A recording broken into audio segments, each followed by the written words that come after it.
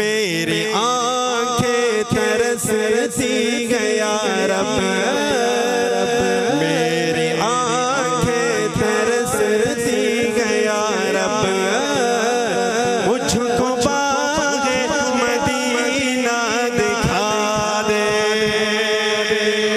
मैंने उसके लिए दुआ मांगी जो सुभान अल्लाह की सदाएं लगा रहे हैं। या अल्लाह मेरी दुआ जो मेरे भाई सुभान अल्लाह की सदाएं लगा रहे हैं उसके हक में कबूल फरमा, और जो सुभान अल्लाह कहने में शर्मा रहे हैं या सुस्ती दिखा रहे हैं वो 20 साल के बाद चला जाए। अब क्या करेंगे? और जो बिल्कुल जिद करके बैठे अल्लाह करे वो 40 साल के बाद चला जाए। ये दुआ भी है और कुछ और भी कह सकते हैं आप। अब सब मिलकर के बोलो सुभान अल्लाह। हाँ मेरी